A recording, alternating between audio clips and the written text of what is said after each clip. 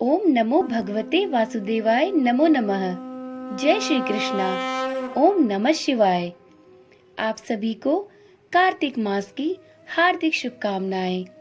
आज की वीडियो में हम सभी कार्तिक मास महात्म्य की कथा के 13वें अध्याय का श्रवण करेंगे। तो चलिए श्री विष्णु भगवान का ध्यान करते हुए इस अत्यंत ही पुण्यकारी कथा का रसपान करते हैं। पिछले अध्याय में नारद मुनि द्वारा सुनाई गई कथा के अनुसार जलंधर और भगवान विष्णु का घोर युद्ध हुआ और विष्णु भगवान के तेज से जब जलंधर के वीर दैत्य पीड़ित होने लगे तो जलंधर विष्णु भगवान से क्रुद्ध होकर उन पर आक्रमण करने लगा। तो चलिए अब सुनते हैं अगले अध्याय की कथा। कार्तिक कथा को सुनो सभी सहज मन लाए। 13वां अध्याय मैं सुनाऊं, श्री प्रभु शरण में आए। दोनों ओर से गदाओं, बाड़ों और शूलों आदि का भीषण प्रहार हुआ। दैत्यों के तीक्ष्ण प्रहारों से व्याकुल देवता इधर उधर भागने लगे।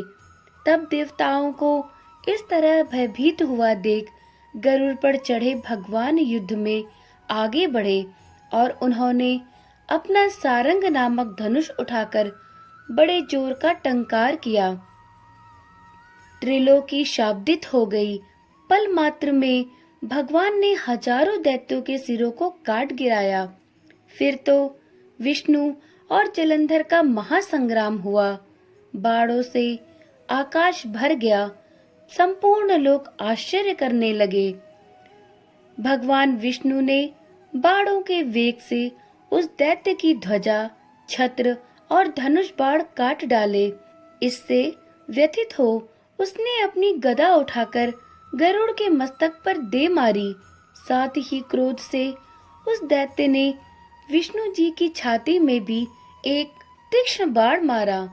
इसके उत्तर में विष्णु जी ने भी उसकी गदा काट दी और अपने शारंग धनुष पर बाण चढ़ाकर उसको बींधना आरंभ किया। इस पर जलंधर अपने पैने बाण भगवान विष्णु पर बरसाने लगा। उसने विष्णु जी को कई पैने बाण मारे और वैष्णो धनुष को भी काट दिया। धनुष कट जाने पर भगवान ने गदा ग्रहण कर ली और शीघ्र ही जलंधर को खींचकर मारी, परंतु उस अग्निवत अमोघ गदा की मार से भी वह दैत्य कुछ भी चलायमान न हुआ। उसने एक अग्निमुख त्रिशूल उठाकर विष्णु पर छोड़ दिया। विष्णु जी ने शिव के चरणों का स्मरण कर नंदन नामक त्रिशूल से उसके त्रिशूल को छेद दिया। जलंधर ने झपट कर विष्णु जी की छाती पर एक जोर का मुष्टिक मारा। उसके उत्तर में भगवान विष्णु ने भी उसकी छाती पर अपनी एक मुष्टि का प्रहार किया। फिर दोनों घुटने टेक बाहुओं और मुष्टिकों से बाहु युद्ध करने लगे। कितनी ही देर तक भगवान उसके साथ युद्ध करते रहे। तब सर्वश्रेष्ठ मायावी भगवान उस दैत्यराज से मेघवाणी में बोले, रे रण दुर्मत दैत्य श्रेष्ठ, तू धन्य है जो इस महायुद्ध में इन बड़े बड़े आयुधों से भी भयभीत न हुआ। तेरे इस युद्ध से मैं प्रसन्न हूँ। तू जो चाहे वर मांग।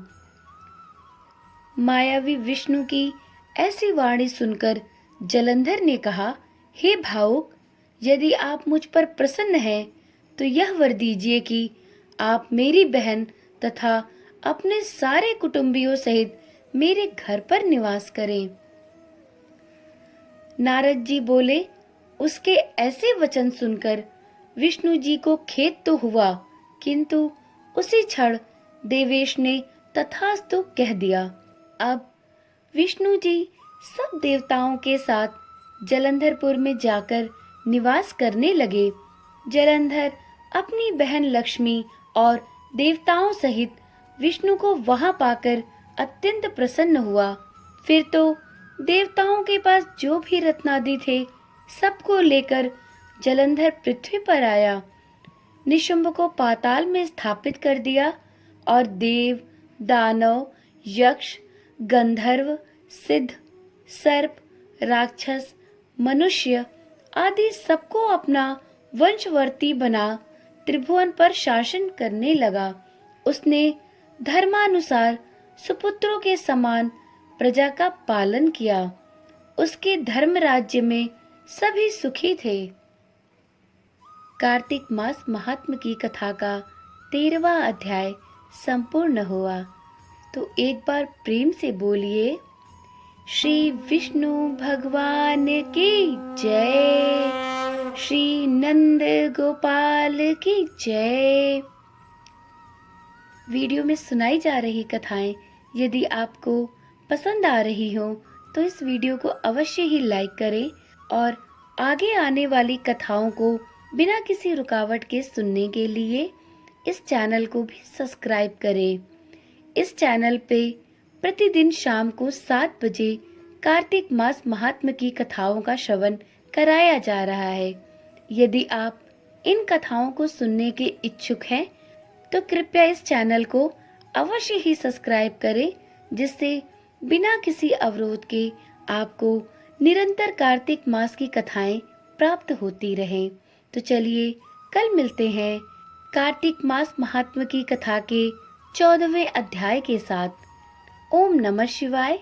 जय श्री कृष्णा। राधे राधे।